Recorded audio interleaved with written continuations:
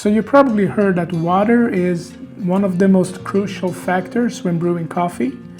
However, what not a lot of people talk about is how different mineral profiles tend to give you a different cup and shape the overall experience. So in this video, we will look at these mineral profiles here, how they all are different from each other and what to expect. Right, so welcome back to George Explores Coffee. So I've been wanting to make this video for quite some time now. I've been trying to think about a good way to talk about water and just to help you guys out if you are thinking about like what brew water should I use, what's out there, what's the easiest solution and whatnot. And in this video, I'm not really going to say or compare like this one is better than this one and this one is better than this one. I really want to avoid that kind of comparison because first, it's not really helpful. And secondly, it's not really going to tell the whole story. I'm basically just going to give you an idea of how mineral profiles, like the ones I have here, kind of what they can give you and what to expect when you use them. Basically how these here highlight different kind of attributes of the coffee.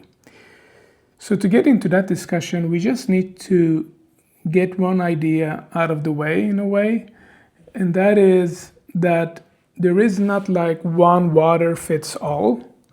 I know a lot of people, they want to have an easy solution. They want to have like, have a water that works for every single coffee out there, but the thing is, it's not really that easy because different coffees, different varietals have different attributes.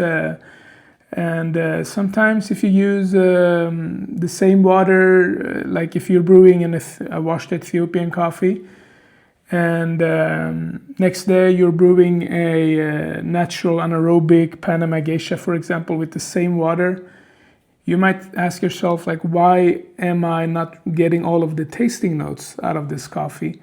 It says raspberry, it says jasmine, and dark chocolate, but I'm just getting raspberry. I'm not getting any jasmine, for example.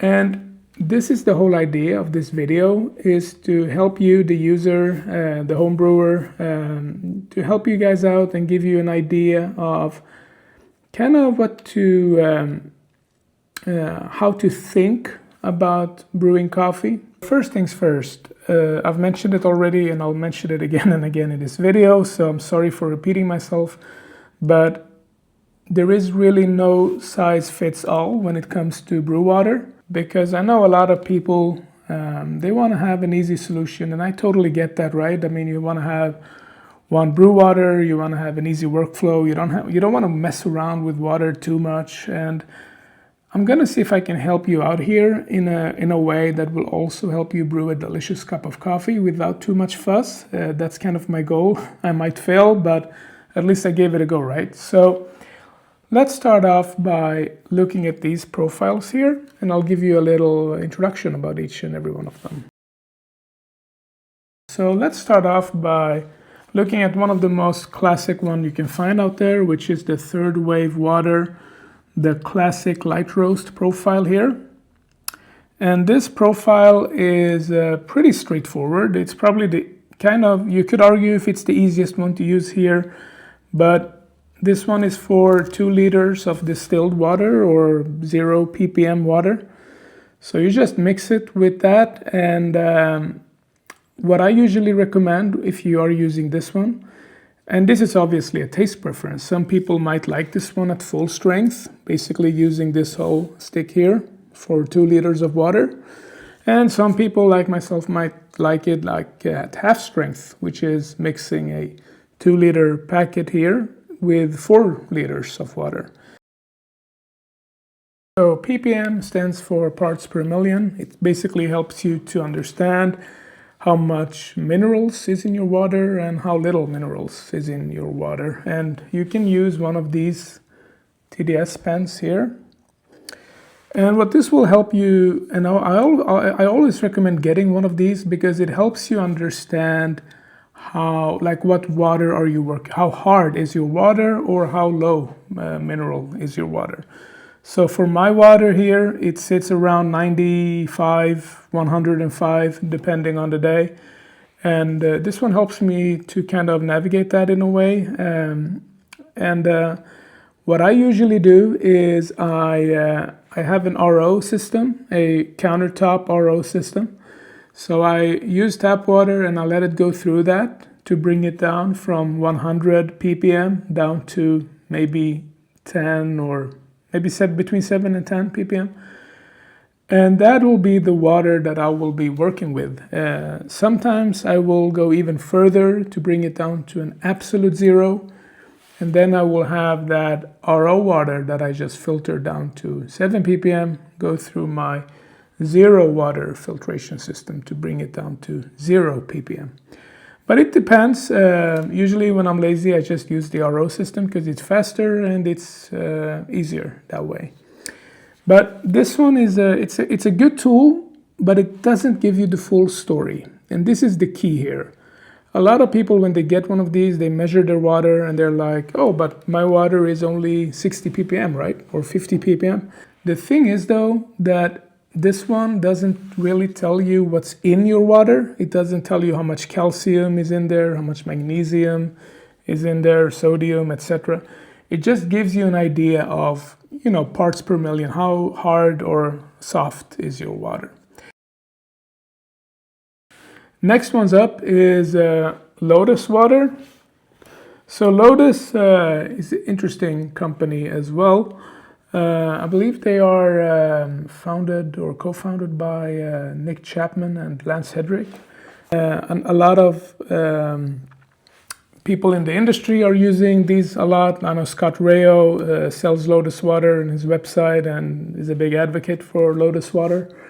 And Lotus water, similar to third wave water in a way, kind of want to simplify the way we think about water, the way we can use better brew water, but similar idea to third wave in a way that, and they're all similar in this way, that you start off by using distilled water or like very, very low ppm water. And what you do is you can follow different recipes on Lotus website. I know Lance Hedrick has the Light and Bright recipe, and you have the Rayo Purger recipe. You have different recipes there that you can play around with to get you started. But you can also make your own recipes here, and that could also be said with third wave water in a way, even though it might be a bit more tricky. This gives you a bit more of a hands-on, easier way to make your brew water the way you like it. One of the good things about Lotus water is that a lot of roasters, like Thankfully Coffee, they have their own Lotus water recipe. You can check it out on their Instagram, I believe.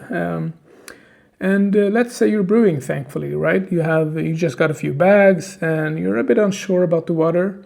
You can just go on their Instagram page and you just found their water recipe. It's all there.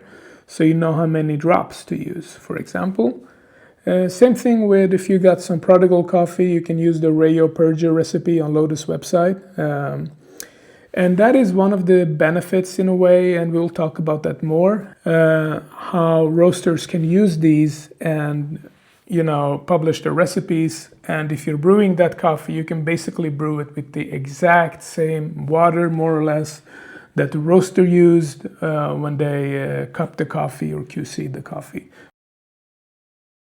Apax Lab, I've talked about them in a previous video. You can check it up right here.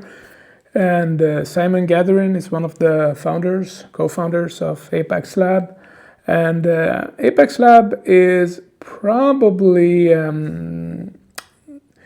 it is similar to these, but it also stands out in a way. Apax Lab is not, although you can go to their website, you can find recipes. I've talked about that in a previous video. Depending on what coffee you have, what process it is, roast. You can find different recipes and choose the strength you'd like. Apax Lab is more about customizing, or think of it more as seasoning your coffee. Like if you're having an avocado on toast, for example, I know Simon gives this example and it's actually a great one. If you're making an avocado on toast, for example, and you just eat it as is, it might lack a little bit of salt, right? So you add a little bit of salt and you get more of the flavor perception, but then it might need a little bit of like some kind of acidity or lemon, so you might add like just a little bit of lime, basically to customize it to your needs so you'll have a great experience of having that avocado on toast, right?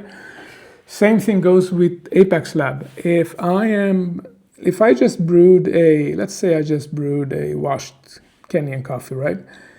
And I kind of feel that the acidity is a bit tame. It's not really that loud. So I can just use a few drops of tonic to kind of increase the perception of acidity. And all of a sudden I get more of those like lime, nectarine-like notes of that coffee, for example. They give you more of a kind of to fine-tune your coffee in a way that neither one of these do in a way. I always recommend, if you are using Apax Lab, to start off by brewing with distilled water or 0 ppm water, and then just add a few drops of each mineral, of each profile, and kind of see what it does to the cup. And then when you're more ready to take it to the next level, you can start off by making your own recipe based on the way it tasted when you kind of tasted it and you added a few drops. And then we have Empirical Water, founded by Arby at Empirical Water. This is the Aviary profile that I have here. They have 3 profiles, I believe. They have the glacial profile, they have a spring profile, and they have the Aviary profile. This one was a collaboration between Christopher Ferran at Aviary Coffee and Arby at Empirical Coffee. So I believe this water is basically the water that Christopher used for Aviary coffees when he cups the coffees. If you use this one with Aviary coffee, it is absolutely amazing for that. If you try a water recipe, like if I brew this with Aviary coffee, it's gonna taste and the notes are gonna be more easier for me to perceive and pick apart than if I were to use Lotus water and their light and bright recipe. When you use Aviary water with Aviary coffee, it is incredible. Same goes with when you use Lotus water with Thankfully's recipe or with Scott Rayo's recipe, it's incredible again. And same goes with Apax Lab. When you use Apax, like I know Swirl Coffee, for example, I love Swirl and I drink their coffees a lot. So, and they also have their own Apax Lab recipe. So when I use their recipe with their coffees, again, tastes amazing and great and much better than when I try to dial it in. But it's not always the case, because sometimes when I try a roaster's recipe, right, I might feel that I kind of want more, I want the acidity shine or whatever it might be, so I might tweak it a little bit as well. So it's about how you like your coffee, right? You can also make your own water recipe. That's also an option. There are lots of recipes online. You have Barista Hustle's recipe. I played around with that a few years ago when I did my own water. So yeah, there's also that option. That's probably the cheaper option of all of these in a way. Although I will say that the third wave water and the Lotus might be cheap. Aviary is also very cheap because you only use like 10 milliliters of this and 0.5 milliliters of buffer. So this one lasts you a crazy long time. I've had this one for probably, I don't know how many months now, and you see I've only used like a very small amount. But it depends on your preferences. So you always have the option of making your own water. Another thing I also want to mention here that I don't feel that a lot of people are talking about is how grind size and mineral content or brew water is kind of important factors here, because if you are Like if you like higher extractions and you like to grind fine, for example, and if you use a high mineral content water, like let's say over 100 ppm, for example, it might taste a lot bitter, and in a way that's because finer grind size and when you extract more generally gives you a more heavy or fuller cup. And if you're already using minerals, at least that's been my experience, I don't know, we all perceive taste differently, but my experience has been when I use a high mineral content with a fine grind size and high extraction methods, I don't always like the results because it gives me a very like dry, bitter sensation. So I would always recommend, if you do like your high extractions and you grind finer, I would always recommend to use a softer water for that. Like go a bit softer. So if you are using Apax Lab, for example, go very soft, and you don't need to add, in this case, if you have like a very fine grind and a high extraction, maybe you don't need like 5 to 10 drops per 200 milliliter post brew. Maybe you only need like 2 or 3 drops, right? Because it's already very like concentrated and heavy. And same goes in a way, but a different idea. If you're using a very coarse grind and your extractions are a bit lower, for example, you might need to use a higher mineral content, because if you go very low, you might feel that the cup is a bit watery or thin. So in this case, I usually use more. If I use Apax Lab, I use more drops. So if I'm using a very coarse grind, like 900, 1000 microns, just to give you an idea, and my total brew time is like 215, 220, for example, it might taste a bit under extracted, and maybe I have an extraction yield of around 17%, right? And I might feel that, man, it's very thin, you know, and I can just add a few more of these drops here, depending on what I feel the cup is lacking. If I feel that the acidity is a bit muted, or the sweetness is a bit muted, or whatever it might be, I can just fix it afterwards. Same goes with Lotus and third wave, Empirical also in a way.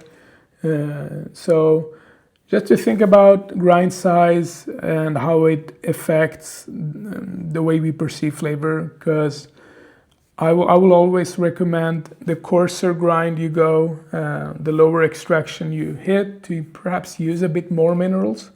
But of course, it depends on the roast style, it depends on the coffee, is it a washed coffee, is it a natural processed coffee? The elevation might be an important factor here as well, the varietal, so many factors to consider. So what I'm gonna do now is I'm gonna brew a coffee here. This is the Angel Ortega washed pink bourbon from Swirl Coffee.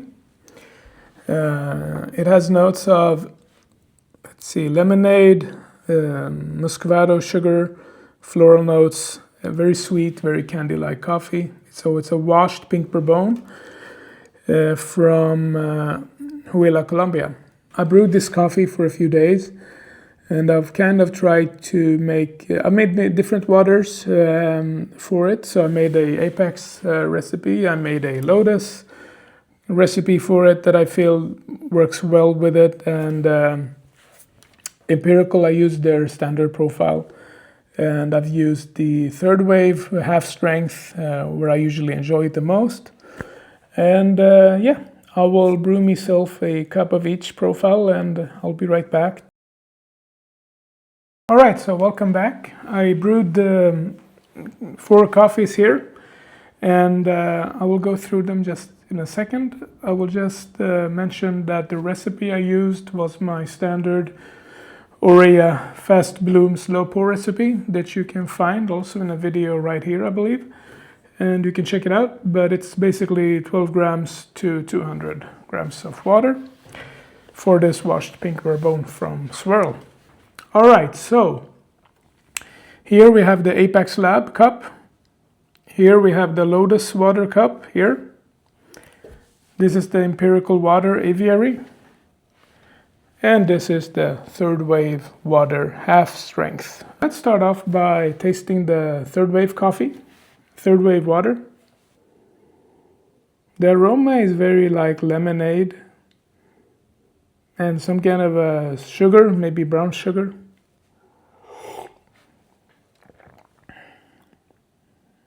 Yeah, it's very sweet.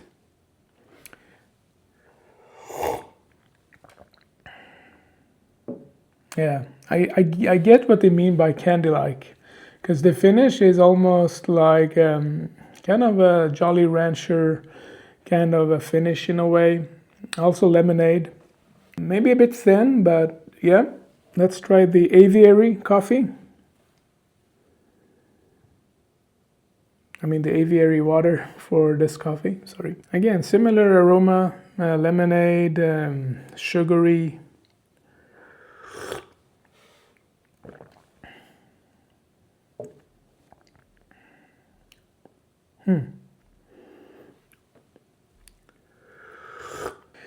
This one has a bit more layers to it, I would say. Very similar, but this one, I think, because I have the silica one here with, silicon dioxide. So this one has, this is basically the Aviary profile with silica. So it has a little linger in the finish that this one doesn't really have. Still very enjoyable, very sweet, similar to this. All right, the Lotus water recipe. First off, let me just say the aroma. Again, very similar. Lemonade, sugary.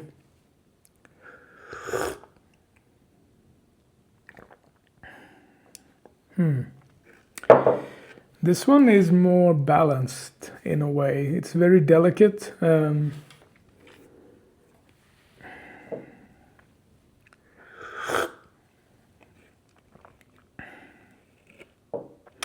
Maybe not as juicy. This one is perhaps a bit more lemonade forward, the third wave cup. The Aviary was a bit more on the sweeter side. This one is kind of in between, I feel.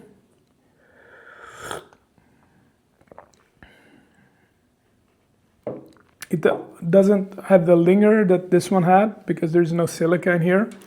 But still very nice, very like balanced cup of coffee. If I were to get this at a cafe, I would not be like unhappy. It's very nice as well. And the Apax Lab.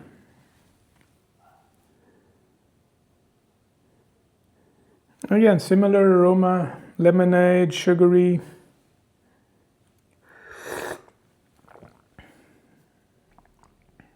Yeah, this one has a bit more layers, more it's hard to explain, but this one has a bit more definition, a bit more like a clearer definition of Muscovado sugar. Like I've had Muscovado sugar, and I would definitely say with this water, it's a bit more defined in the Muscovado sugar department, so to speak. Lemonade, of course, is also there. Some kind of florals in the background, maybe a bit more florals here. I've also added some conflux here, and that is their latest mineral profile, I believe. It's their latest, I don't know.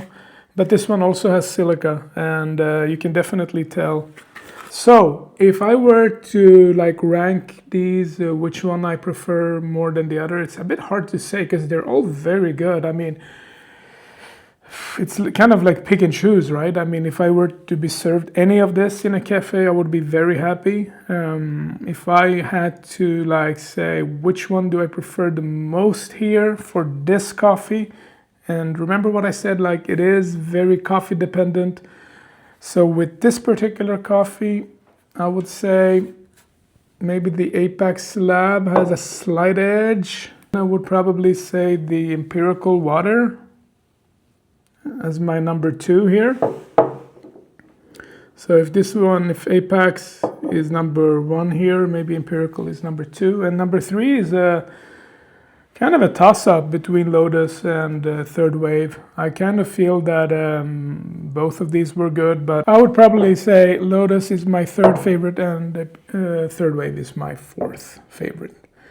But very close. Like, what are we talking about here? Are we talking about like night and day? No, definitely not. They're all very good.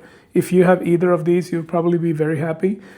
I do think that what probably made the Apax Lab win in a way in this kind of taste, even though it's not a blind test, I'm really not looking too deep into this, but I like that it had a little bit of everything here. I like that it had a bit, I really like floral coffees, so there is some bias here, and I got more of that in here. And I also got linger, and I love coffees that linger. And I also got that in the Empirical Aviary Water. And I do think that what these two have, the edge, is that they both have silica. And silica tend to give you like a linger or a nicer mouthfeel in a way, like a coating mouthfeel. And the Lotus and the Third Wave, to my knowledge, doesn't have any silica in them. So probably that's why they came 3rd and 4th. But again, right, it's very dependent on coffee. And like I said, right, I mean, this is why it's really depends on the coffee you use. If I would have brewed a natural Colombian geisha, for example, maybe the Lotus water would have probably been the best one to use because it's very balanced. It has a little bit of everything in there. And with naturals in general, I kind of want to lower the extraction and lower the temperature, so it's very sweet and like I get a little bit of everything, but I don't want to taste the process. I don't want to get funky notes. So maybe the Lotus would have won in that. If I would have used a coffee like that, it would have probably been the one I would have preferred. But again, very coffee dependent, and as I mentioned earlier, if you use Empirical Aviary with Aviary coffee, it is incredible. So I do love that more roasters are doing this, and I think this is how the community will grow, to have more roasters releasing their water recipes, and especially if they are using products like these and they release their water recipe, these are perhaps more accessible for most people. Of course, you can make your own water, you can make that as well, and some roasters also release that, and I think that's great too, right? You've seen in this video, we have been looking at how different brew water, different water minerals can kind of impact the flavor perception of coffee. I mentioned earlier, water is in my opinion, it is the most crucial factor when brewing coffee because it just makes such a huge difference. I'm just going to give you an example. So let's say I'm using a high-end grinder like the EG1, and then I use a kind of a lower tier grinder like my Comandante C40, for example. It's obviously a very good grinder as well. Maybe not as, doesn't give you a high clarity as the EG1 with the ULF burst, but it's still a very good grinder, right? If I were to use a very good water, like if I were to customize the water to the coffee I'm using with the Comandante, for example, and if I were to use kind of a water that's probably not fitting for the coffee I'm brewing with the EG1 with the ULF burst, I will have a much better experience with the Comandante because the water is much better suited, right, for that coffee. And that is something that I kind of think it says it all in a way. Water does impact how we perceive flavor. Each coffee is different. Each coffee requires its own kind of water, or that you kind of make a water that sort of brings out the best out of that coffee in a way. And I know a lot of people watching want an easy solution, but just give me a water that I can use for every single cup. Either one of these that you get will be very good. So I'm not going to say this one is better, this one is better. They're all good in their own way. What have we learned in this video?